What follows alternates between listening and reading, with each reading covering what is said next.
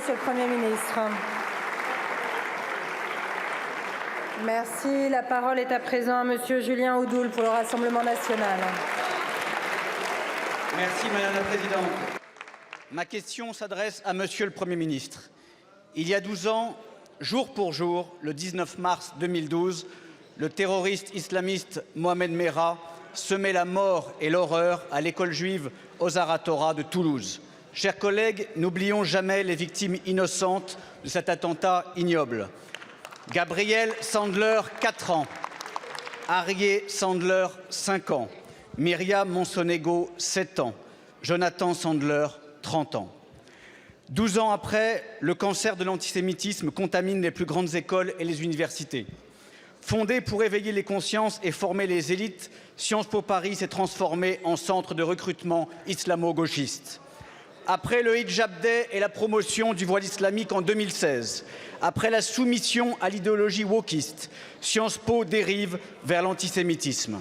Depuis le 7 octobre, des étudiants de Sciences Po distribuent des tracts où les terroristes du Hamas sont présentés comme des résistants. Depuis le 7 octobre, Rima Hassan, militante pro-Hamas et candidate LFI aux élections européennes, est reçue en grande pompe pour une conférence. Le 12 mars dernier, un nouveau cap a été franchi avec l'occupation d'un amphithéâtre rebaptisé Gaza par une soixantaine de militants fanatisés scandant leur haine d'Israël. Selon l'Union des étudiants juifs de France, plusieurs étudiants ont été menacés et insultés parce que juifs.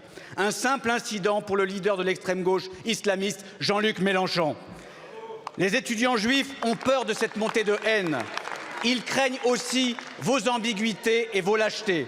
Monsieur le Premier ministre, au-delà de l'enquête administrative, au-delà de vos coups de menton, êtes-vous prêt à rompre vos liens avec le Qatar, devenu le banquier de votre gouvernement, qui finance, soutient et héberge les terroristes islamistes et antisémites du Hamas?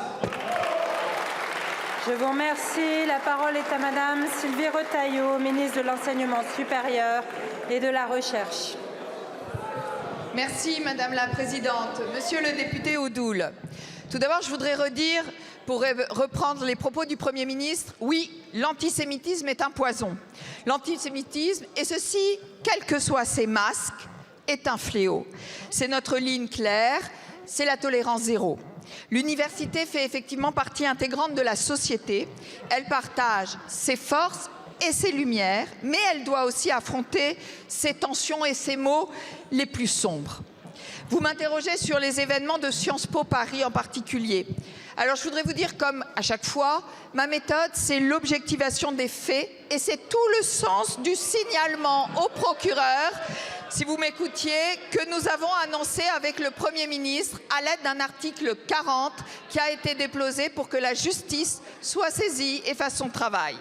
Nous nous sommes donc rendus sur place et effectivement, il y a eu aussi un envahissement sauvage de l'amphithéâtre et une absence manifeste du respect du cadre qui permet un débat serein.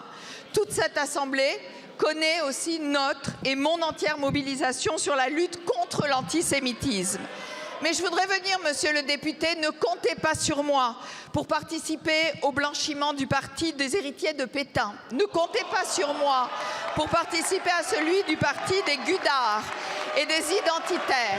Pas plus, d'ailleurs, que je ne fermerai les yeux sur les agissements des groupes communautaristes qui défient la République et ses principes. Je voudrais poursuivre ma ligne de tolérance zéro contre l'antisémitisme, la haine de l'autre et contre toutes les discriminations. Et puis, monsieur le député, ne faites pas l'offense de mentir à vos collègues. Parce que ce soir à Sciences Po, qui n'est pas une zone interdite pour le Rassemblement national, puisque votre collègue Sébastien Chenu y donne une conférence ce soir même. Je vous remercie. Merci beaucoup, Madame la Ministre.